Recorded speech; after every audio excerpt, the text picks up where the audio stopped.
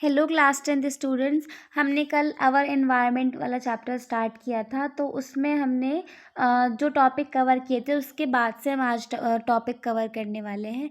तो जिसने वो वीडियो नहीं देखा वो आप अब जाकर देख सकते हैं। तो हम यहाँ पे स्टार्ट करने वाले हैं 10% लॉ से। तो 10% लॉ क्या होता है, मैंने आपको ये चीज़ कल भी बताई थी कि जो सनलाइट है उसका 1% यूज़ करते हैं प्लांट या फिर प्रोड्यूसर हम प्लांट्स को इसलिए बोलते हैं क्योंकि वो अपना खाना खुद प्रिपेयर करते हैं फोटोसिंथेसिस की हेल्प से। तो जो सनलाइट है, सनलाइट की जो एनर्जी है उसकी सिर्फ 1% यूज़ करते हैं प्लांट्स। लेकिन ये प्लांट्स क्या हो गए, प्रोड्यूसर के बाद क्या हो गए हमारे ये हार्बीवोर्स कौन होते हैं, जो कि प्लांट्स पर फीड करते हैं। तो जो हर्बीवोर्स हैं वो सिर्फ 10% यूज़ करते हैं प्लांट्स की एनर्जी का। वैसे ही आगे क्या चलता रहेगा, 10% ये यूज़ करेंगे, उसके बाद जो कार्निवोर्स है वो 10% यूज़ करेंगे। वैसे एनर्जी का फ्लो होता रहेगा।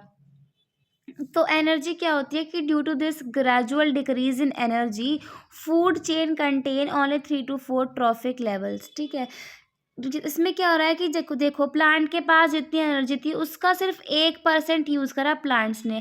अब प्लांट्स के बाद खुद 1% एनर्जी है, उस 1% का 10% जो है वो डियर या फिर हार्बीवोर्स यूज़ कर रहे हैं। ठीक है, अब इसके पास और कम एनर्जी आई। अब इस एनर्जी का और 10% कौन यूज़ कर रहे हैं, लायन यूज़ कर रहे हैं, मतलब कार्निवोर्स यूज़ कर रहे हैं। वैसे क्या हो रहा है कि जो एनर्जी है, एनर्जी कंटिन्यूसली डिक्रीज करती जा रही है फूड चेन में। अब हम देखेंगे कि इकोलॉजिकल पिरामिड क्या होता है। अलग अलग ट्रॉफिक लेवल में डिफरेंट ऑर्गेनिजम्स के बीच में जो रिलेशनशिप्स है उसको पिरामिड शेप्ड ग्राफ से रिप्रेजेंट करते हैं, तो उसको हम बोलते हैं इकोलॉजिकल पिरामिड। मैं फिर से एक बार बता देती हूँ। अलग अलग ट्रॉफिक लेवल्स में डिफरेंट ऑर्गेनिजम्स के बीच में जो रिलेशनशिप है उसको पिरामिड शेप ग्राफ से रिप्रेजेंट करते हैं, जिसको हम कहते हैं इकोलॉजिकल पिरामिड। ठीक है, एक बार डेफिनेशन देख लीजिए। Ecological pyramid is a graphical representation of ecological parameters like number of individual। हम number of individuals को इस पे रिप्रेजेंट करते हैं, या अमाउंट ऑफ बायोमास को, या फिर अमाउंट ऑफ एनर्जी जो कि अलग अलग ट्रॉफिक लेवल में फूड चेन के अलग अलग ट्रॉफिक लेवल में होती है। प्रोड्यूसर को जैसे कि एक पिरामिड टाइप है, इसमें सबसे नीचे हम रखते हैं प्रोड्यूसर को सबसे नीचे रखते हैं। उसके ऊपर आते हैं हमारे हर्बीवोर्स, फिर कार्निवोर्स। ऐसे हम इसमें ऐसे भी इनको रिप्रेजेंट करते हैं। इकोलॉजिकल पिरामिड फिर 3 टाइप के होते हैं। पहला इज पिरामिड ऑफ नंबर्स, दूसरा पिरामिड ऑफ बायोमास, तीसरा is pyramid of energy. Pyramid of number वो है जिसमें हम number of organisms, her trophic level में नंबर ऑफ ऑर्गेनिजम्स को ये बताता है कि ये जो ग्राफ है ये अपराइट भी हो सकता है या फिर इन्वर्टेड भी हो सकता है।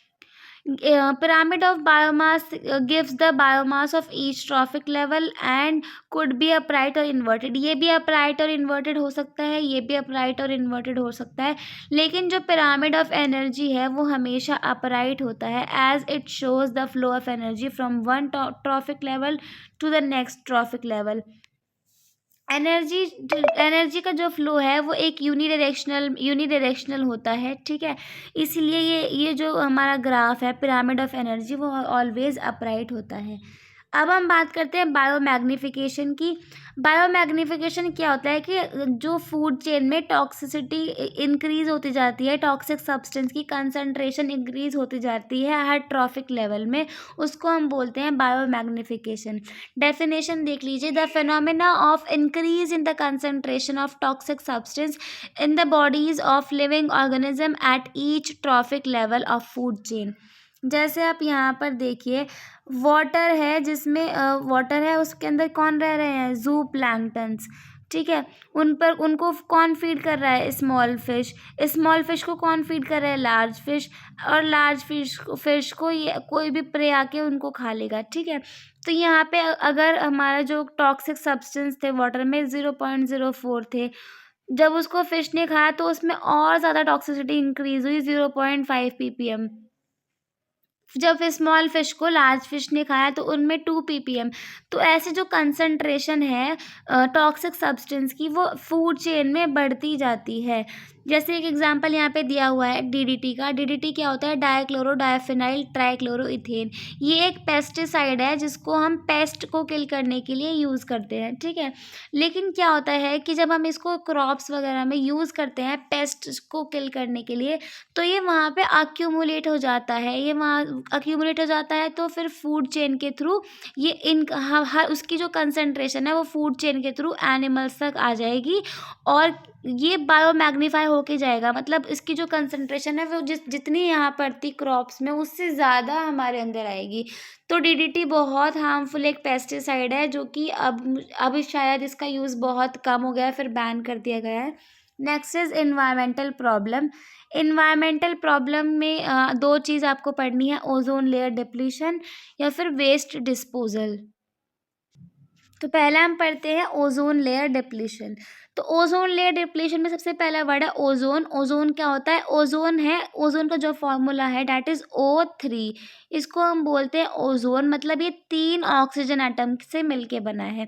वहीं पर जो ऑक्सीजन गैस है वो O2 की फॉर्म में हमारे एटमॉस्फेयर में मिलती है। लेकिन जो ओजोन है ये एक डेडली पॉइजन है, ठीक है। ये अब ओजोन लेयर क्या होती है? ओजोन लेयर क्या होती है कि हमारे पास जो सनलाइट है वो अर्थ तक आती है, तो वो क्या एमिट करती है? सनलाइट जो है उस जो सन है वो क्या एमिट करता है? सन यूवी रेज एमिट करता है। सन क्या करता है? यूवी रेज को एमिट करता है। तो अर्थ के ऊपर क्या होता है कि ओजोन की लेयर होती है, ठीक है, जो क्या करती है सन से जो यूवी रेज आ रही है, अल्ट्रा वायलेट रेज सन से आ रही है, उससे प्रोटेक्शन करती है अर्थ की, ठीक है।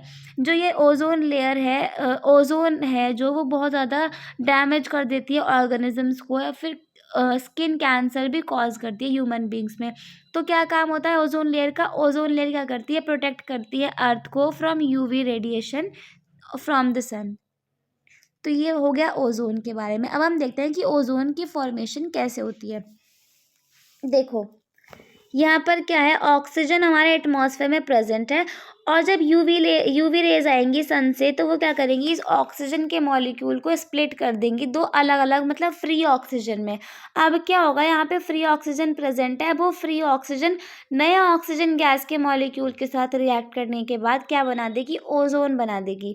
अब हम देखते हैं, हमने फॉर्मेशन पढ़ ली, ओजोन के बारे में पढ़ लिया कि ओजोन क्या है। ओजोन एक O3 एक मॉलिक्यूल है जो कि हाईली पॉइजनस है, ठीक है। हमने देखा कि ओजोन लेयर क्या होती है। अब हम देखते हैं कि ओजोन लेयर डिप्लीट क्यों हो रही है। Reason of ozone layer depletion, it is mainly depleted due to the synthetic chemical called chlorofluorocarbon या फिर CFCs। CFC कहाँ यूज़ होते हैं? रेफ्रिजरेटर में या फिर फायर एक्सटिंग्विशर में CFCs यूज़ होते हैं।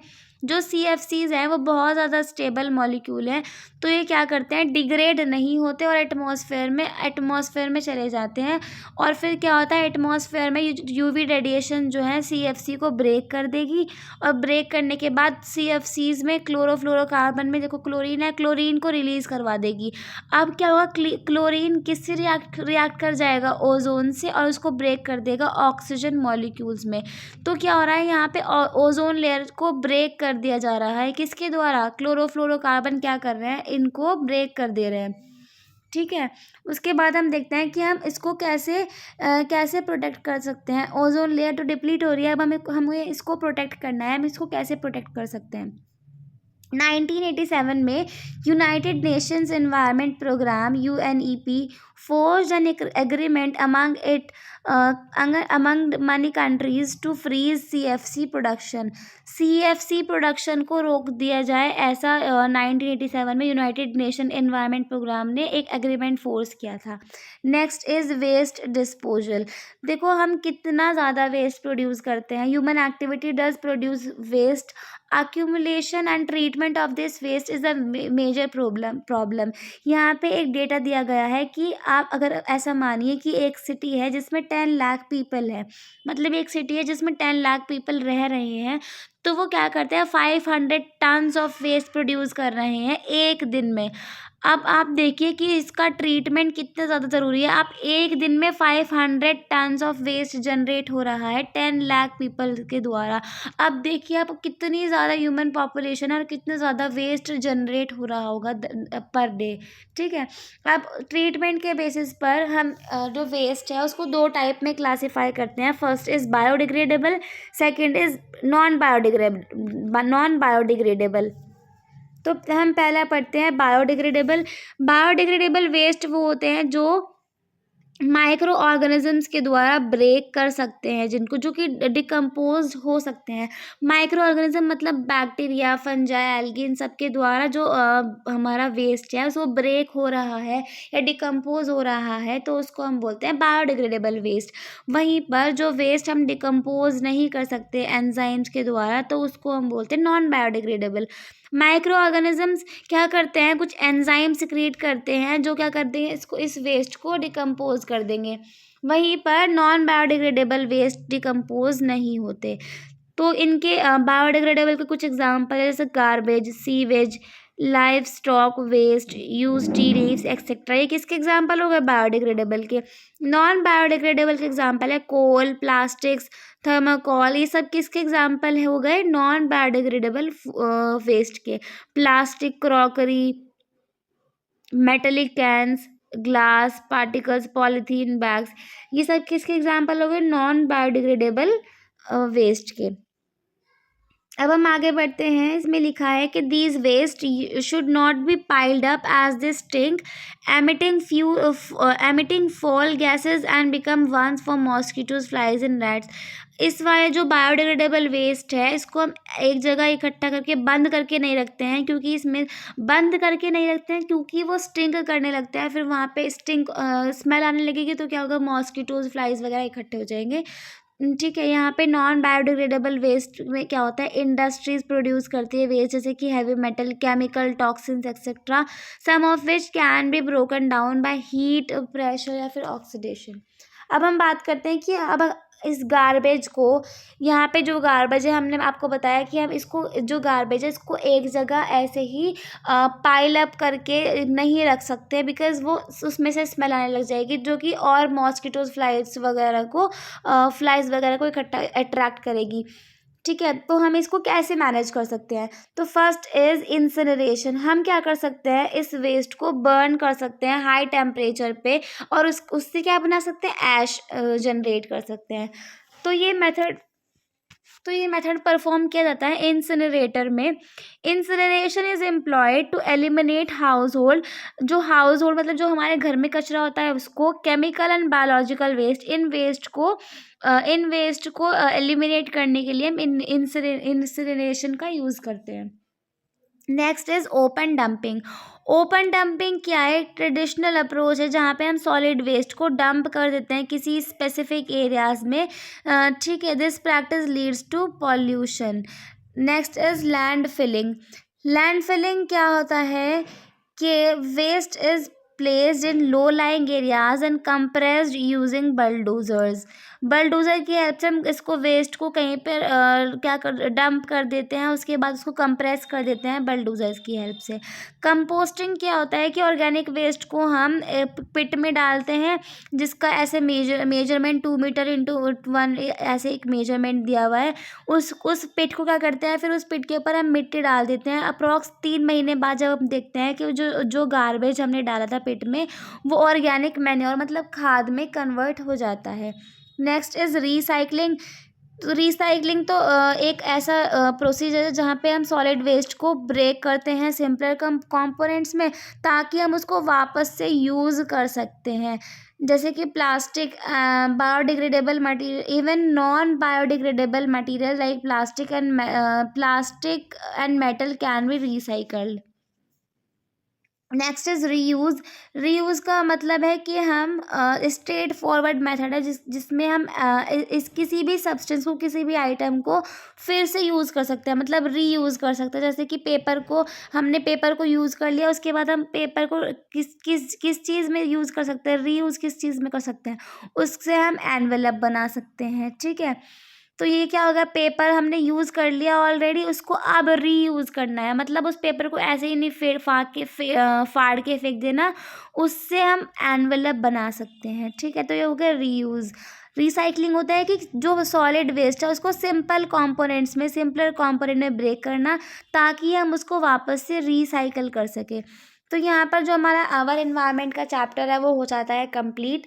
अगर आपको ये वाले नोट्स चाहिए तो आप हमारा टेलीग्राम चैनल ज्वाइन कर सकते हैं, जिसका नाम है VZ अकेडमी, एंड सब्सक्राइब करना चैनल को। और अगर आपको कोई कमेंट्स कोई डाउट्स है तो आप कमेंट करके ज़रूर बताइएगा। Thank you.